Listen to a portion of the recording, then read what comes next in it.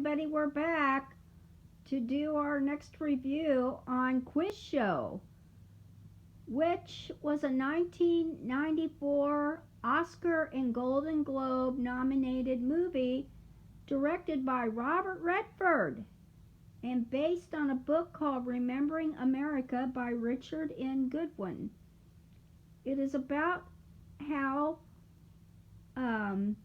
the NBC game show called 21 fed its favorite contestants the answers so they could drive up viewership and garner lucrative sponsor dollars. The characters are the main two contestants, Herbie Stemple, played by John Turturro, and Charles Van Doorn, played by Ralph Fiennes. Rob Morrow is Dick Goodwin, a congressional investigator, and Paul Schofield is Mark Van Doorn, father of Charles Van Doorn. David Paymer and Hank Azaria play Dan Enright and Albert Friedman, the two NBC producers who manipulate the show's rigged outcomes. The quiz show worked like this. There were two contestants in two different soundproof booths.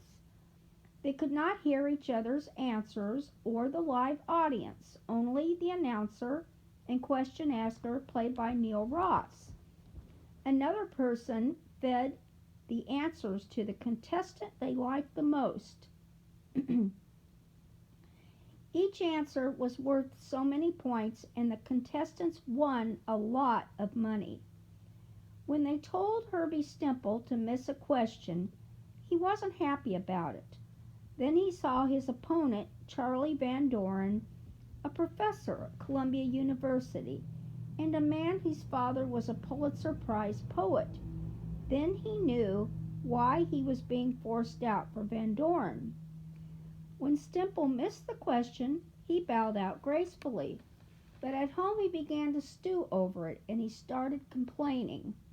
When Richard Goodwin heard about his complaints, he began to investigate the game show, and its tower began to crumble and eventually fall. Marco? I originally discovered this movie because there was a list on YouTube of top 10 most boring movies of all time. And this was like number 3 or number 6, somewhere around there, and you know, they described it as it's about this game show, and it's Ralph Fiennes, you know, Voldemort versus John Turturro, and there's all this stuff going on, and I thought, how could that be boring? Like, that sounds like one of the most entertaining movies ever, and so I saw it was on Netflix, and you know, I saw the run times, like, over 2 hours. I was like, uh-oh, maybe they're right, but it does have Voldemort in it, so, and I watched it, and, oh yeah, and Rob Morrow, who I saw in Numbers, even though I haven't watched much of that show, but I know all those actors, and I think it's a very underrated movie. Like, a lot of people, they just glance over it and they forget about it because this is the year that Forrest Gump and Shawshank and Pulp Fiction came out. Wow. They don't really talk about Quiz Show. Well, what was at least one of the other boring movies? I'm just curious, or do you remember? I don't remember that. See, that's the only one. I could probably look the list back up on YouTube. You'll have to do that, because I'd love to know. I think it's brilliant, and even though a lot of the story isn't accurate, like Charles was not friends with Richard Goodwin, I still love it, and I think that it was masterfully crafted and written well, and the direction was clean and precise and not messy and sloppy like a lot of the biopics are nowadays, and and also the ending is quite perfect the way it goes out. Everyone has a little ending, and then they reveal all of the real life stuff, which was interesting. And there was a big back and forth too that was really cool between Charles and Herbie, because Herbie would say all this crap about him, and then Charles would deny it all, and he would, and it was just really interesting to see the back and forth, even though they didn't really confront each other personally. What do you think? Well, the person who screen wrote the movie was actually up for a ton of awards. Remember at the beginning how I said this movie had been nominated for several Oscars and Golden Globes, and also nominated and I actually won in some other award shows or from other award organizations. And there was a lot of back and forth between, even though this didn't happen in real life, Richard Goodwin and Charles Van Doorn, because actually, truthfully, in real life, both were very well educated. And so they could actually match each other, probably in real life, but also in the show. They actually, in the show, they played cards, they played poker, and you could tell they were outwitting each other and out maneuvering each other in just cards. But that there was a lot of that, between just the two of them talking. But even though it didn't happen in real life, it really worked for the movie, and it was really interesting. And then I think they respected each other, and I think Goodwin was a little mystified that Charles Van Doren, being so smart, would take these answers and Answers that he would have known to begin with. For the most part, it was the questions that were presented on the show were almost impossible. And even people, they would make some people would make comments like, who would know all this stuff? And but they thought, well, these people are just real good at doing this, and that's why and especially this Charles Van Doren, who's a university professor and really smart. Well, of course, yeah, he knows everything. He's a university professor. He has a PhD at Columbia University, and his father won a Pulitzer Prize, so of course he knows all the answers, and he's like a golden boy. And then Herbie Stemple, here he is. He's from Brooklyn, I think, and he's really smart. He's living in Brooklyn, and he knows all these answers. I mean, people were willing to eat it all up, and that's why they fed them the answers. They wanted to drive up this hype and this viewership, and they were rolling in the dough. And the people who were the contestants, they were winning a lot of money. Maybe not as much as the people upstairs who were making as much as they were making, but still. So I thought it was a really good movie. I had heard about it, and when I was a kid, I had heard about the scandal, and because there's been game shows on ever since, but now they're very highly regulated, and every so often you hear, especially for like a reality show, you hear this it must be rigged. There's no way they would vote for that person. They couldn't win. They just couldn't get all those votes.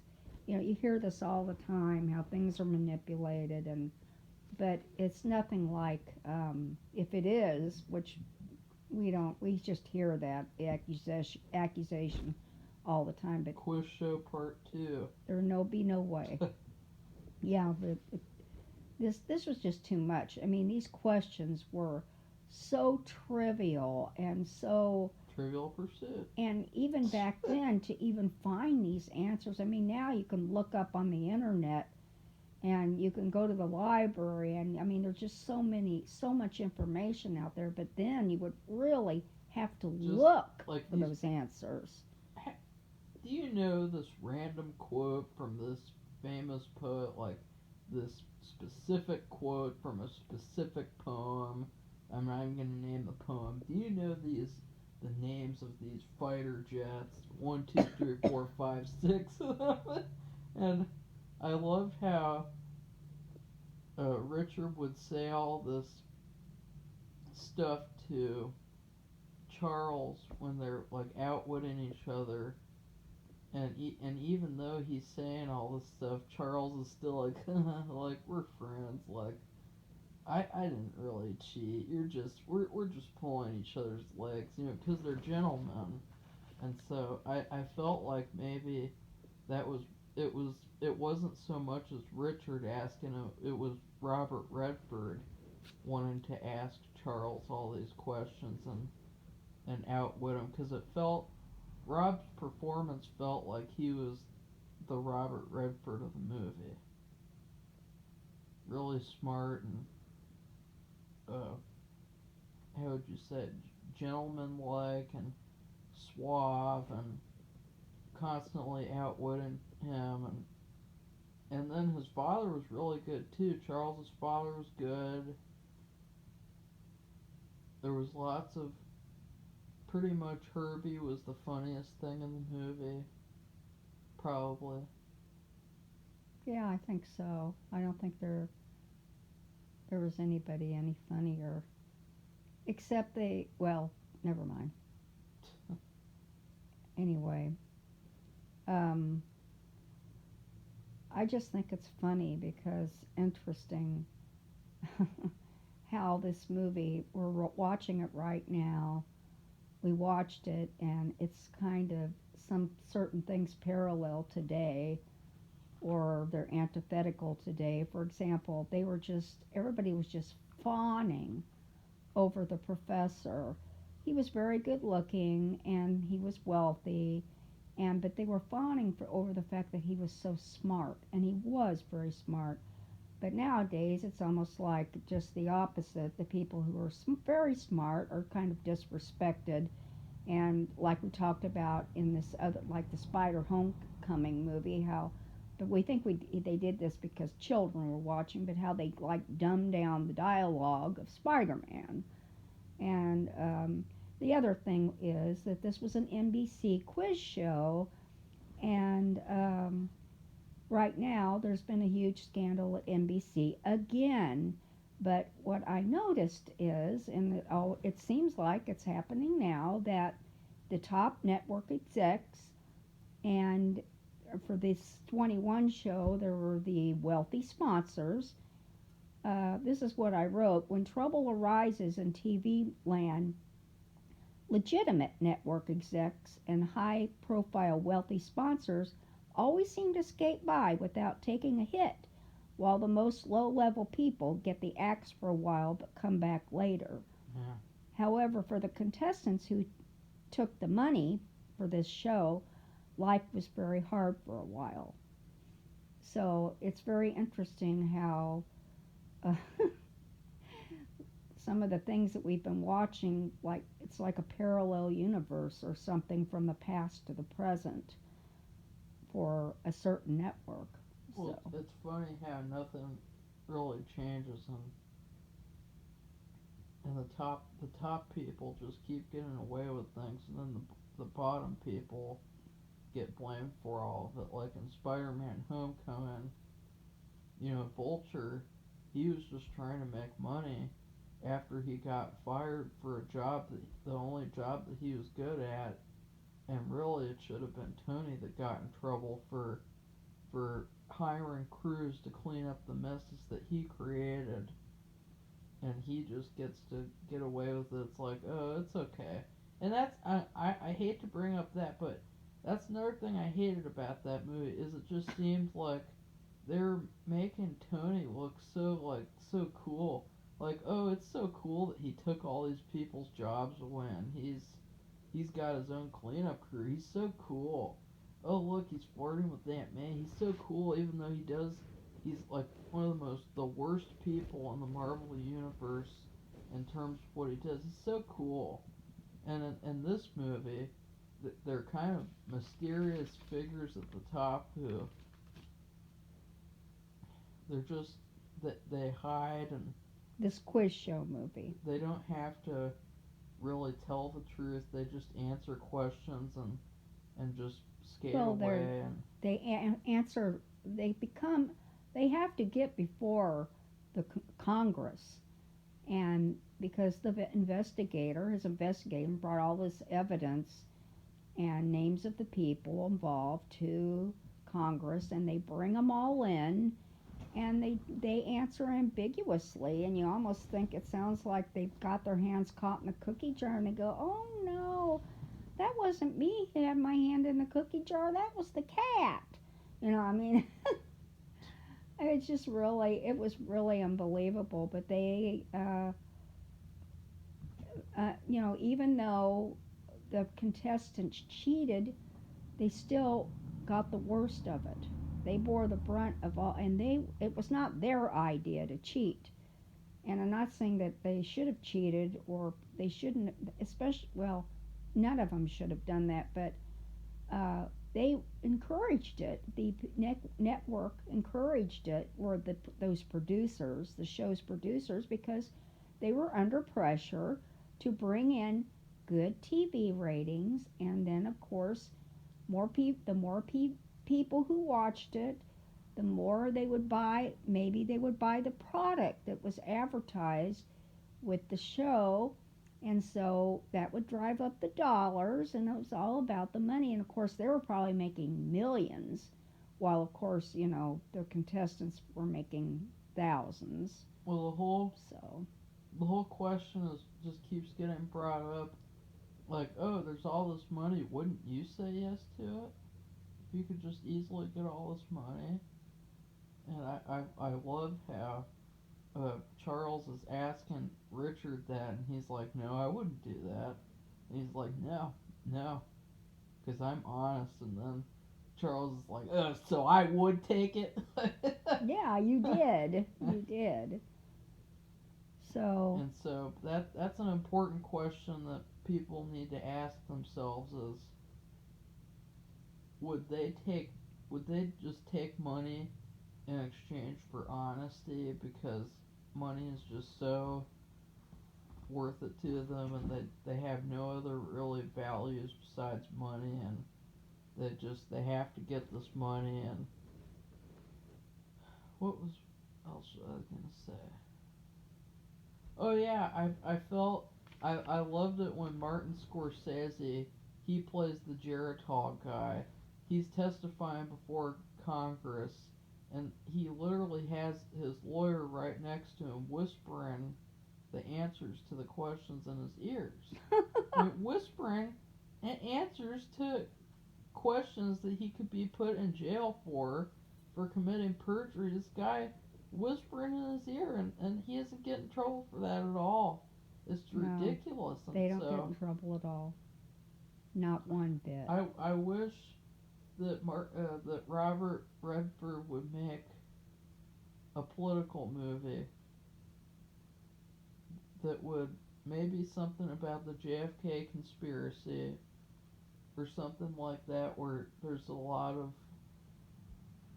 unexplored territories with that something, because I think that he's really good at showing evil, secret, evil, mysterious figures in the background, like manipulating things. Like you knew at a certain point in the movie that certain people would get blamed and others would just get away with it.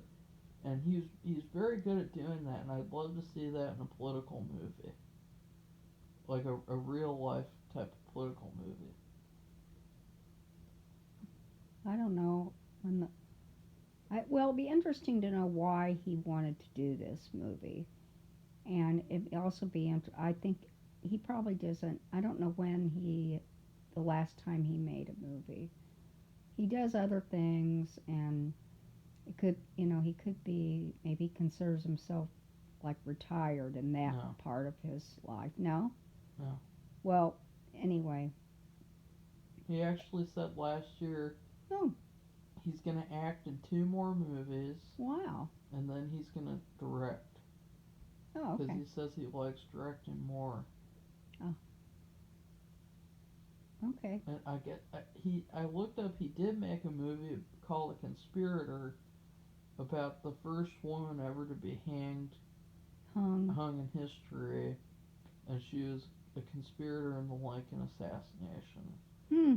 And it turns out that movie sucks and it's really boring, but I still think he should do a political movie. And anyway, so now we should move on to the rating. Okay, well, I gave this movie a slice of grilled salmon with rice and steamed green beans for its good acting, storytelling, screenwriting, and overall good movie. I give it pasta alfredo with chicken and broccoli, because on the outside it looks very rich and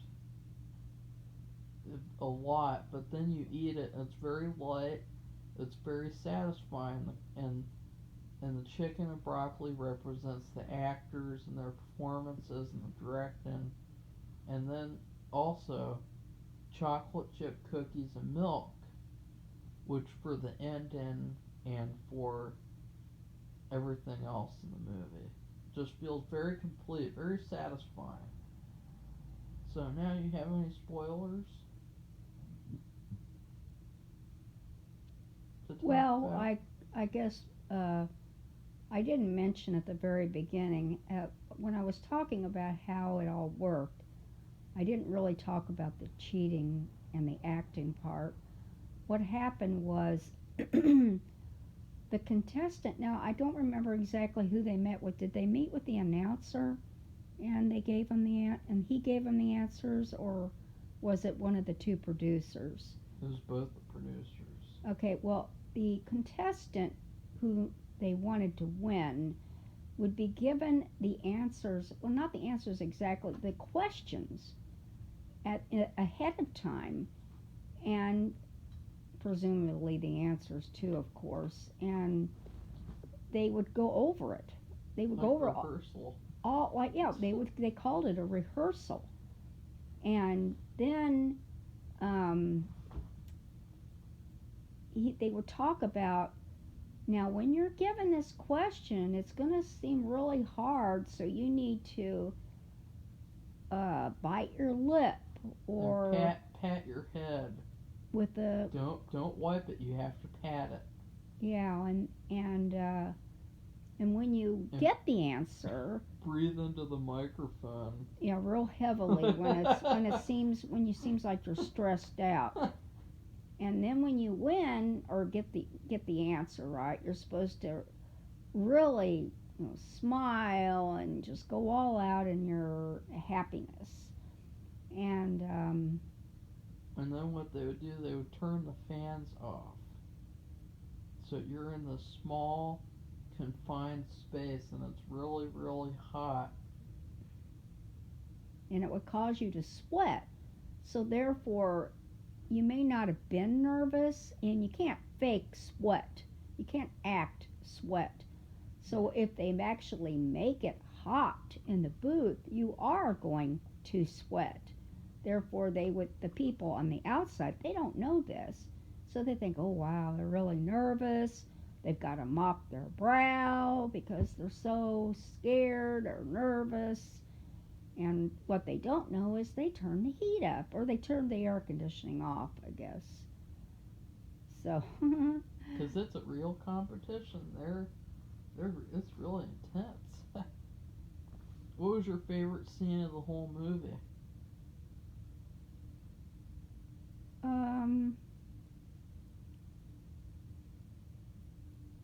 well, there were two. I mentioned one when Goodwin and Van Doorn are, no, there's three scenes. When Goodwin and Van Doorn are playing poker with these other men, and they're like out dueling each other mentally and talking back and forth, and nobody else knows what they're talking about. They're laughing. Quizzical looks and laughing, like giggling. And then he quizzes them. Right in front of everybody, but it's very indirect. And nobody knows what they're talking about, just the two of them, of course. Then, let's see, another one was when Charlie Van Doorn is up in the congressional committee and testifying. He didn't really testify. He had a statement. And because he's a writer,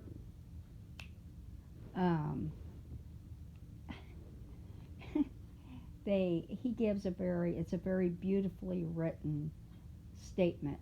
And then one of my last favorite scenes was, his father's very old school academic person. He won a Pulitzer Prize for his poetry. He's very, very smart.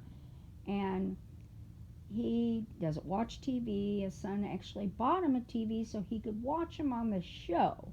Now, I don't know if that really happened, but it says this in the movie.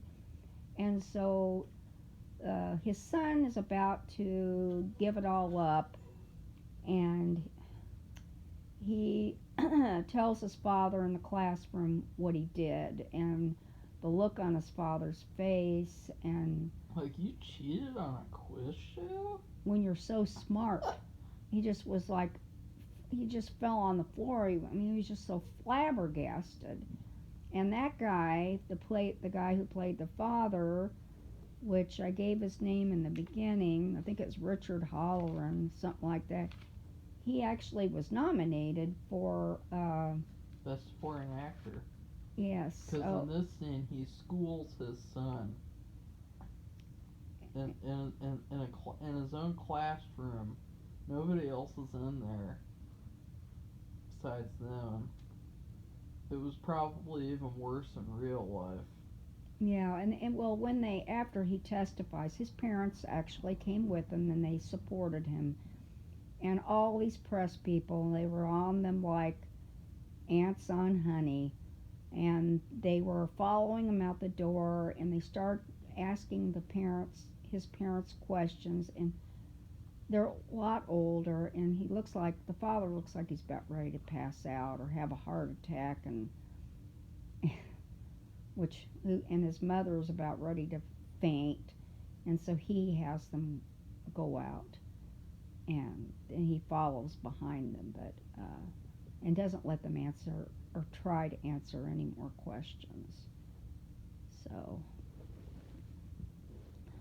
how about you? What's your favorite scene? Maybe the scene when Richard is talking to Dan, because he shows him all the evidence he has, and Dan knows that he's gonna have to take the fall for the executives, and he's like, "Would you like your own panel show?"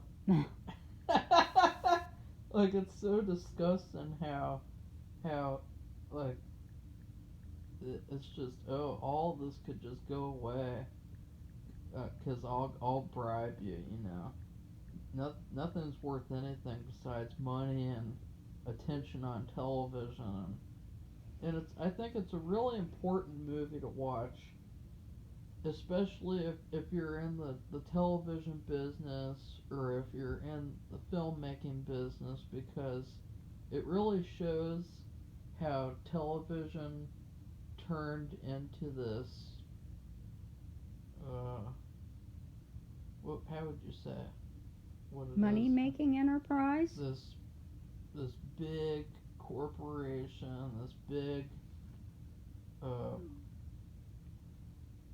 don't know how to describe it. This huge money-making giant that, money and attention, like the MTV and people wanting to, have their own shows and spin-offs, it just everything is just so important besides everything. Like everything on TV is just so much more important, and this really shows the start of that, and it's too bad because it shows that no matter what, it'll always be the people that they want to be blamed instead of the people who actually did the stuff, did the rigging, did the corrupt bribes, and gave all the money to these people, and then they're just able to sit in court and have the lawyer whisper the answer in their ear. So the next movie we will be reviewing, we have a couple we're going to watch. Psych, the movie, tomorrow, hopefully at 8 o'clock, and give our review on that, and then Thor Ragnarok. So, goodbye. Bye.